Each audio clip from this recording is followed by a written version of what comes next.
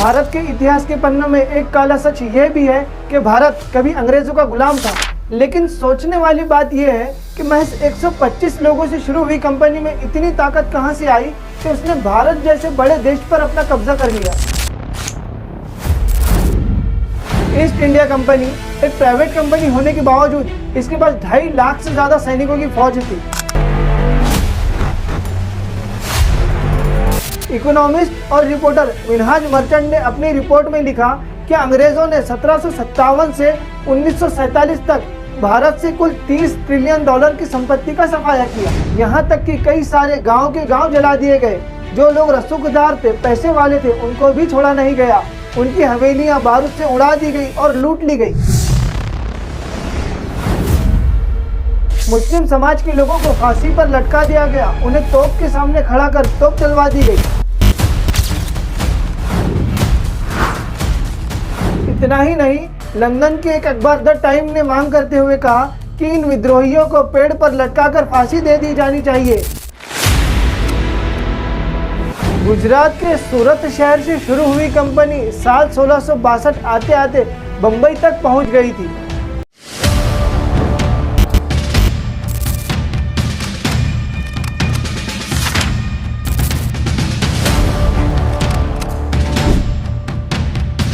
हमारा इंडिया, हमारा देश जितना महान है उतना ही महान और हैरत अंगेज इस देश का इतिहास भी है। लेकिन भारत के इतिहास के पन्नों में एक काला सच ये भी है कि भारत कभी अंग्रेजों का गुलाम था। इसको लेकर एक दिलचस्प मिथ ये भी है कि जैसा कि हम सोचते हैं कि भारत को गुलाम अंग्रेजी रियासत ने बनाया था, दरअसल ये बिल्कुल गलत बात है। भारत को गुलाम एक प्राइवेट कंपनी ने बनाया था जिसे हम ईस्ट इंडिया कंपनी के नाम से जानते हैं। लेकिन सोचने वाली बात यह है कि महज 125 लोगों से शुरू हुई कंपनी में इतनी ताकत कहां से आई कि उसने भारत जैसे बड़े देश पर अपना कब्जा कर लिया, जबकि यहाँ पहले से ही मुगल और दूसरे राजा महाराजाओं का शासन था। लास्ट तक बने रहिए, आपको काफी कुछ सीखने को मिलेगा। तो बात है एज ऑफ डिस्कवरी की। सबसे पहले एज ऑफ डिस्कवरी को समझ लेते हैं। 15वीं सदी से तो 18वीं सदी तक के समय को एज ऑफ डिस्कवरी के नाम से जाना जाता है।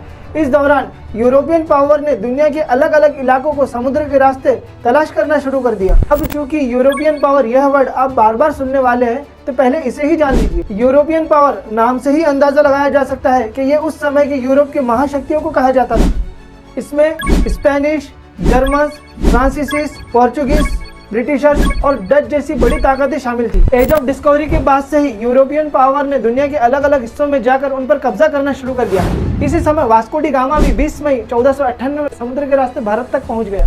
यहाँ पर एक बात बता दूं कि ये पहली बार नहीं था कि जब भारत को खोजा गया था। वास्को डी गामा ने यूरोप से भारत तक का समुद्री रास्ता खोज निकाला था। अब ये यूरोपियन पावर जो है ये हर जगह अपना कंट्रोल करना चाहते थे।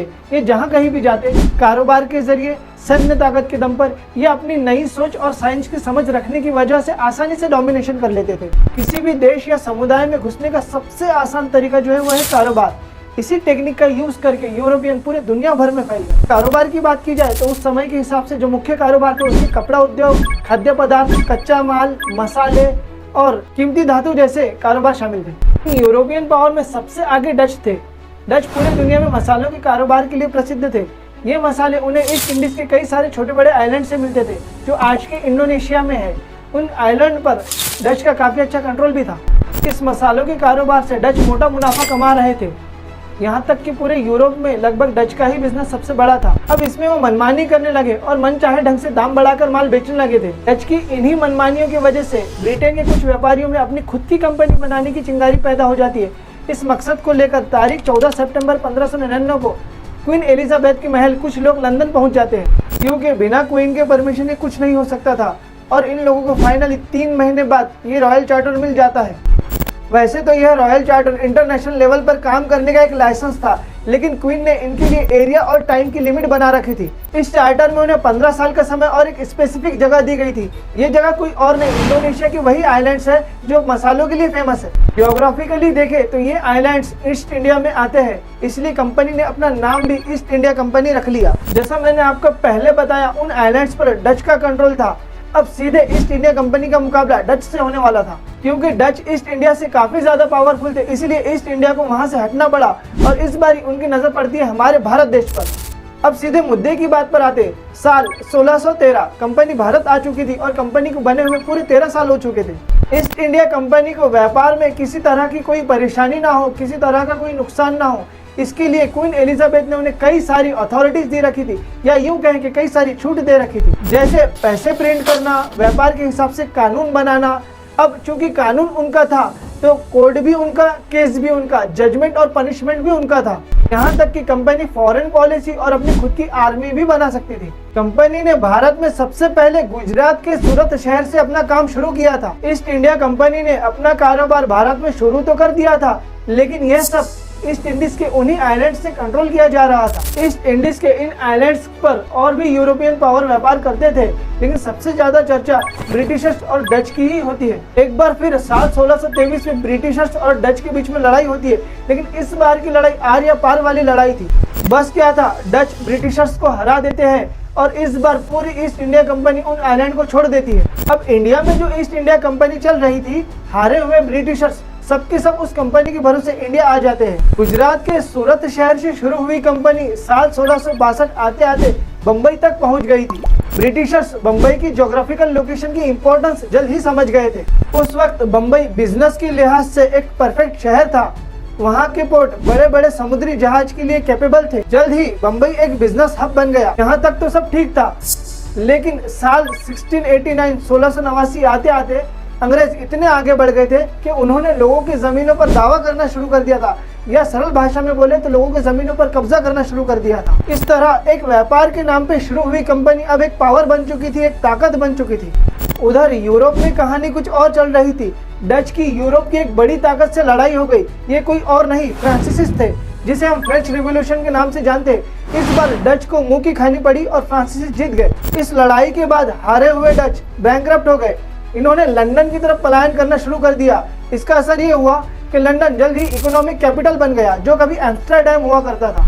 इस डच और फ्रांसीसी की लड़ाई में ब्रिटिशर्स को एक बहुत अच्छा मौका दिखता है कि वो यूरोप की सबसे बड़ी ताकत बन जाए, और ऐसा हुआ भी। इसका असर भारत पर भी हुआ। ईस्ट इंडिया कंपनी भारत पर एक एम्पायर की तरह राज कर रही थी। इसका फायदा उठाते हुए अंग्रेजी हुकूमत ने कंपनी की सारी ताकत अपने अंडर ले ली और कंपनी को सिर्फ नाम के लिए छोड़ दिया। अब यहाँ पर एक बात ये नोट करिए कि भारत पर अब ईस्ट इंडिया कंपनी नहीं बल्कि अंग्रेजी हुकूमत राज कर रही थी। ईस्ट इंडिया कंपनी एक प्राइवेट कंपनी होने के बावजूद इसके पास 2.5 लाख से ज्यादा सैनिकों की फौज थी। यह फौज कंपनी के लिए बैकबोन की तरह थी। मान लीजिए कहीं पर कंपनी का माल नहीं बिक रहा है या नुकसान हो रहा है, वहां पर इस फौज का इस्तेमाल करके यह मुमकिन किया जाता। साल 1757 में अंग्रेजों की मुगलों से लड़ाई होती है और इस लड़ाई को जीतकर अंग्रेज पूरे बंगाल पर कब्जा कर लेते हैं, जिसे हम प्लासी के युद्ध के नाम से जानते हैं। बंगाल पर कब्जा करने के बाद ब्रिटिश कमांडर और बंगाल के पहले ब्रिटिश गवर्नर लॉर्ड क्लाइव ने 1765 में मुगल सम्राट शाह आलम से दीवानी वसूलने में कामयाब हो गए थे। यह दीवानी उन्होंने न सिर्फ बंगाल के लिए ली थी बल्कि बिहार और उड़ीसा के लिए भी लिया था। यह टैक्स अंग्रेज अपनी सैन्य सेवाएं प्रदान करने के लिए ले रहे थे, और टैक्स भी इतना उतना नहीं, 26 लाख रुपए सालाना। 26 लाख रुपए आज भी बड़ी रकम है। सोचिए उस वक्त 26 लाख रुपए कितनी बड़ी रकम होगी। इसका असर यह हुआ कि स्थानीय राजा गरीब होते चले गए, उन्हें अपना साम्राज्य खोना पड़ा। इस तरह अंग्रेजों का साम्राज्य लगातार बढ़ता चला गया, और इसी तरह अंग्रेजों ने धीरे धीरे पैर फैलाना शुरू कर दिए और उन राजा महाराजाओं तक भी पहुंच गए जो मुगलों के पतन का फायदा उठाकर अपने अपने राज्य में सत्ता की घोषणा कर चुके थे। साल 1769 अकाल पड़ता है और चावल के दाम इतने बढ़ा दिए गए कि जो चावल 1 रुपए में 120 सेर मिलता था, अब उसे 1 रुपए में 3 सेर कर दिया गया। इसे एक एग्जाम्पल से समझते हैं। मान लीजिए किसी चीज का दाम 100 रुपये है और उसी चीज को दाम बढ़ाकर 3850 रुपये में बेचा जाए, इतने दाम बढ़ा दिए गए थे। इससे अंग्रेजों की इतनी कमाई हुई कि अब वो अकाल को अच्छा मौका समझने लगे और बार बार आपातकाल जैसी कंडीशन पैदा की गई। अब जरा इन नंबरों पर गौर कीजिए। भारत के इतिहास की पिछले 2000 सालों में 17 बार अकाल देखने को मिले और अंग्रेजों के सिर्फ 150 सालों के शासन में 34 मर्तबा अकाल देखने को मिले। वॉरेन होस्टिंग के अनुसार इस बार बार आने वाले अकाल से 10 लाख से ज्यादा भारतीयों की मौत हो गई और लोगों ने भूखमरी से बचने के लिए अपने बच्चे तक बेचना शुरू कर दिए। क्योंकि अब अंग्रेज भारत पर राज करने लगे थे, वो भारत के सबसे बड़े उद्योग कपड़ा उद्योग में भी उतर गए थे। भारत कपड़ा उद्योग में अपने कपड़े की क्वालिटी के लिए और प्राचीन कला से कपड़े बनाने के लिए पूरे दुनिया भर में जाना जाता था। अब अंग्रेज भारत के इस कपड़ा उद्योग को भी डोमिनेट करना चाहते थे वे चाहते थे कि भारत में सिर्फ यूरोप के बने कपड़े ही बिके। इसके लिए उन्होंने बहुत क्रूर नीतियां अपनाई। कपड़ा बनाने वाले हर छोटे बड़े व्यापारी को जेल में डाल दिया गया और उन पर जुल्म ज्यादतियां की गई। फिर भी कोई कपड़ा बनाता दिख जाता तो अंग्रेज उसका अंगूठा काट देते ताकि वो जिंदगी भर कपड़ा ना बना सके। इससे दूसरों के मन में भी डर बना रहता। और दूसरी तरफ कृषि पर टैक्स कम कर दिया गया। खेती बाड़ी करने वाले को कम से कम टैक्स देना पड़ता। नमक जैसी साधारण चीज अगर कोई बनाए तो उसे बहुत ज्यादा टैक्स देना पड़ता। इस स्ट्रेटेजी से कई सारे छोटे बड़े व्यापारी अपना व्यापार छोड़ने के लिए मजबूर हो गए। इस तरह बड़े चालाकी से भारतीयों को मैन्युफैक्चरिंग और बिजनेस से हटाकर खेती बाड़ी करने पर मजबूर कर दिया गया। ईस्ट इंडिया कंपनी के डायरेक्टर हेनरी जॉर्ज 1823 में लिखते हैं कि कैसे भारत को एक औद्योगिक कंट्री से, एक इंडस्ट्रियल कंट्री से हटाकर कृषि प्रधान देश बना दिया गया। साल 1835 में व्यापार में आई इस तब्दीली की वजह से ढाका शहर के व्यापारियों की संख्या 1.5 लाख से घटकर सिर्फ 20,000 रह गई थी। अंग्रेजों की इन हड्डर्मियों का कभी न कभी तो विरोध होना ही था। फिर तारीख आती है 10 मई 1857। दिल्ली से 60 किलोमीटर दूर मेरठ की एक कंपनी में कर्मचारियों ने अंग्रेजों के सिपाहियों के साथ विद्रोह शुरू कर दिया। देखते ही देखते इस विद्रोह ने एक स्वतंत्रता संग्राम का रूप ले लिया। अंग्रेजी हुकूमत को इस बगावत की वजह से सत्ता के हाथ से जाने का एहसास हुआ। फिर क्या था, अंग्रेजों ने भारतीयों को मारना शुरू किया। उन पर तरह तरह की यातनाएं की गई। यहाँ तक कि कई सारे गांव के गांव जला दिए गए। जो लोग रसूखदार थे, पैसे वाले थे, उनको भी छोड़ा नहीं गया। उनकी हवेलियां बारूद से उड़ा दी गई और लूट ली गई। मुस्लिम समाज के लोगों को फांसी पर लटका दिया गया। उन्हें तोप के सामने खड़ा कर तोप चलवा दी गई। इतना ही नहीं, लंदन के एक अखबार द टाइम ने मांग करते हुए कहा कि इन विद्रोहियों को पेड़ पर लटकाकर फांसी दे दी जानी चाहिए और पेड़ की हर एक शाख पर एक शव लटका होना चाहिए। और ऐसा ही किया गया। दिल्ली का कोई पेड़ नहीं बचा था जिस पर किसी भारतीय की लाश न लटकी हो। अभी स्क्रीन पर आप जो फोटो देख रहे हैं, ये कानपुर के बरगद के पेड़ की है।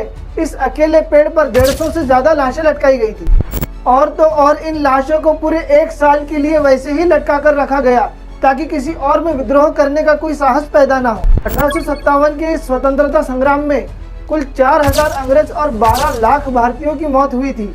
इसे रेशो में कंपेयर किया जाए तो एक अंग्रेज के बदले 3000 भारतीयों की मौत हुई। अब आते हैं उस सवाल पर जो आज भी चर्चा का विषय बन सकता है कि अंग्रेजों ने अपने 200 सालों के शासन में भारत को कितनी हानि पहुंचाई या कितना लूटा। इस पर अलग अलग एक्सपर्ट्स की अलग अलग राय है, लेकिन इसमें सबसे पॉपुलर रिपोर्ट जो है मैं उसका आपको रेफरेंस देता हूँ। इकोनॉमिस्ट और रिपोर्टर मिनहाज मर्चेंट ने अपनी रिपोर्ट में लिखा कि अंग्रेजों ने 1757 से 1947 तक भारत से कुल $30 ट्रिलियन की संपत्ति का सफाया किया।